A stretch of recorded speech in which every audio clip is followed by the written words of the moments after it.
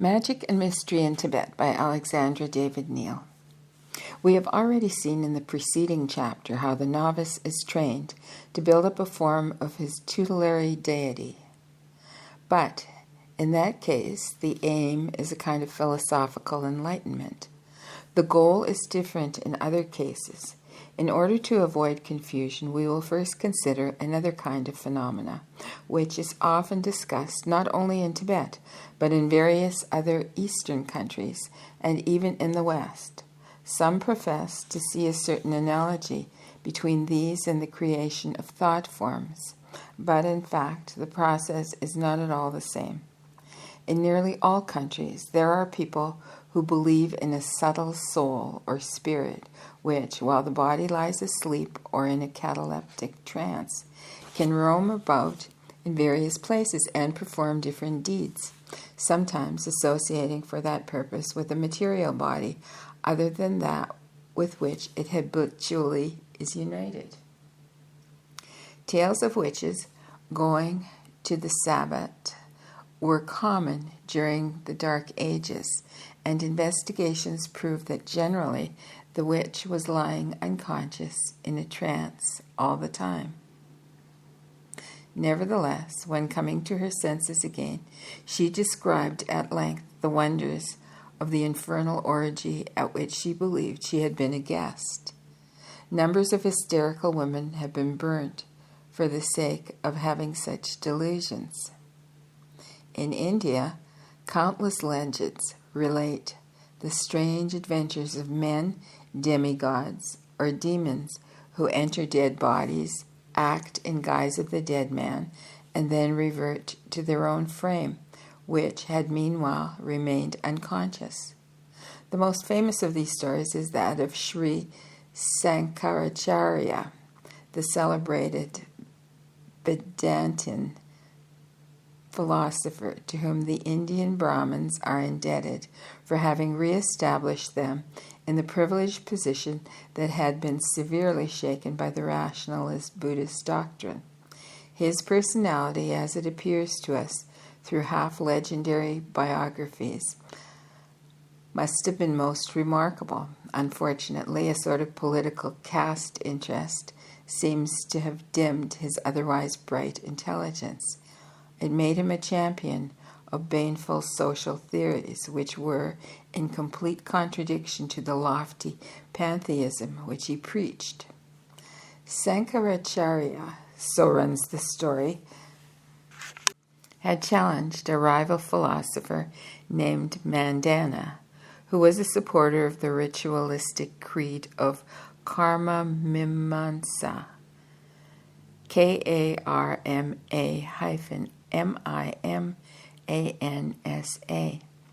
and it had been settled that whoever was defeated in the discussion should become his opponent's disciple and embrace the same condition of life as his master.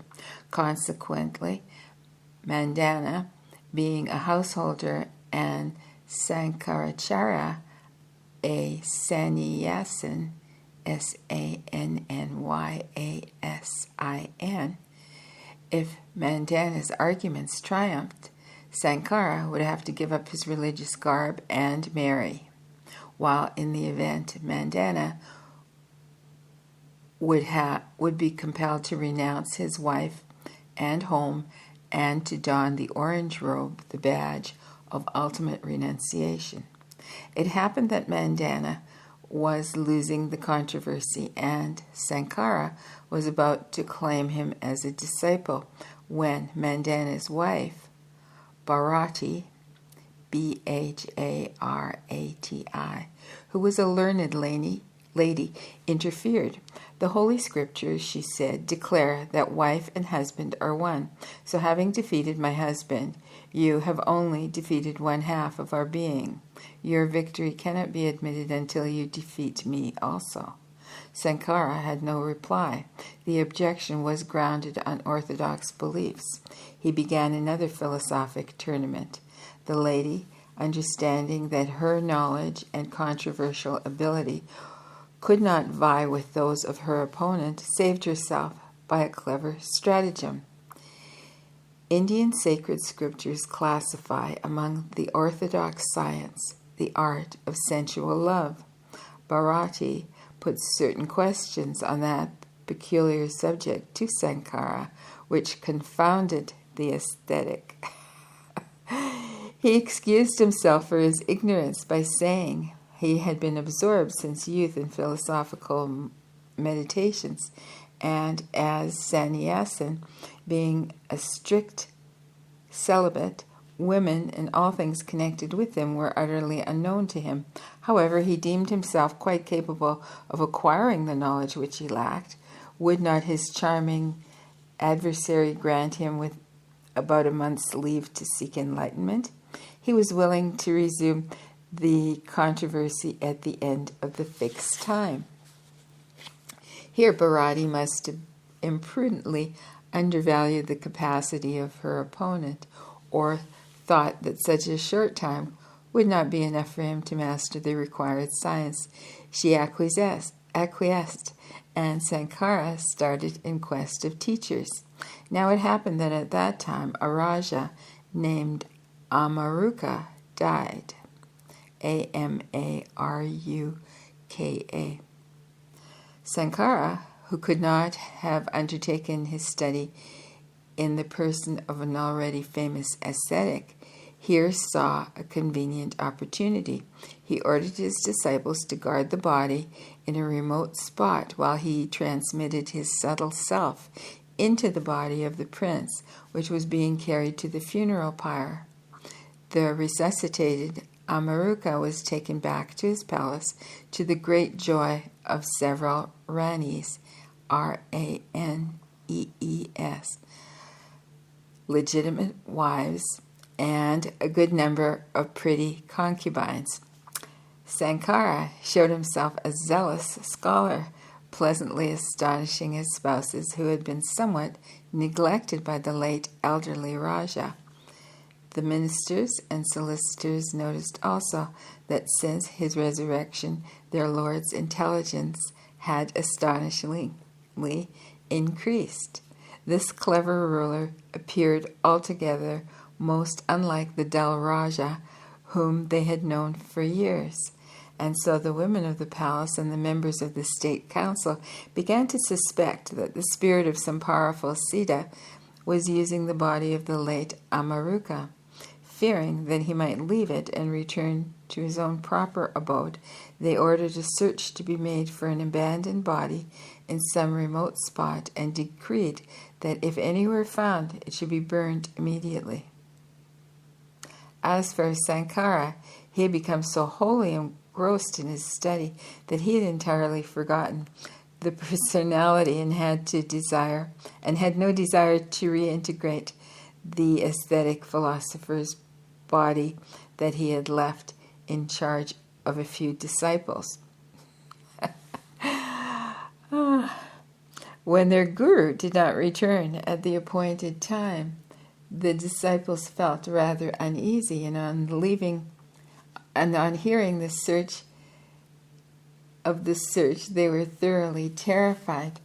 They ran quickly to the Raja's residency and gained admittance before him, and sang a philosophic song which Sankara had composed. This aroused the Guru's memory. His spirit sprang out of the Raja's body and swiftly entered his own, which had just been discovered and was already placed on a pyre to be burned.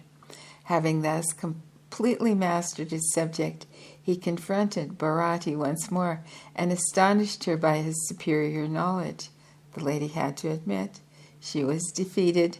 This tale could easily take place among those of Boccaccio. Yes, yet in hundreds of years it had been popular among Sankara's followers, without their seeing anything silly or shocking in it. However, they are apparently beginning to realize that the story is not very credible to the memory of their teacher, and some of them have declared that it was invented by certain simple-minded zealots. For us, the story is valuable as a piece of information.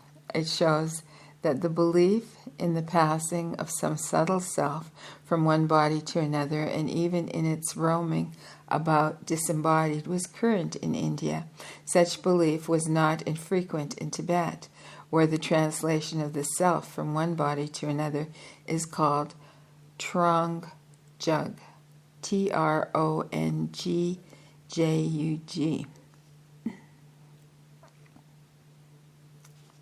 Possibly the theories regarding Trangjug have been imported from India.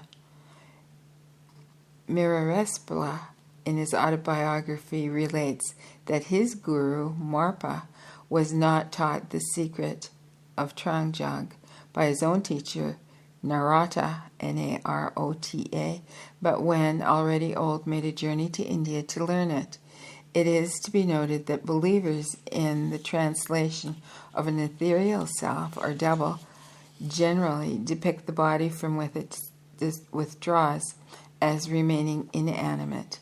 Here lies the essential difference between that supposed phenomenon and the apparitions voluntarily or unconsciously created of a tulpa, either alike or different from its creator.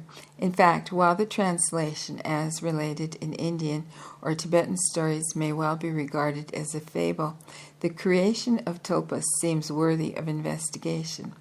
Phantoms, as Tibetans describe them, and those that I have myself seen, do not resemble the apparitions which they are said to occur during. Now, let me start the sentence over again. Phantoms, as Tibetans describe them, and those that I have myself seen, do not resemble the apparitions which are said to occur during spiritualistic seances. In Tibet, the witnesses of these phenomena have not been especially invited to endeavor to produce them or to meet a medium known for producing them. Consequently, their minds are not prepared and intent on seeing apparitions. There is no table upon which the company lay their hands, nor any medium in trance, nor any dark closet in which the latter is shut up. Darkness is not required. Sun and open air do not keep away the phantoms. As I have said, some apparitions are created on purpose, either by a lengthy process resembling that described in the former chapter by the visualization of Yidam, Y-I-D-A-M, or in the case of proficient adepts, instantaneously or almost instantaneously. In other cases, apparently the author of the phenomenon generates it unconsciously and is not even in the least aware of the apparition being seen by others.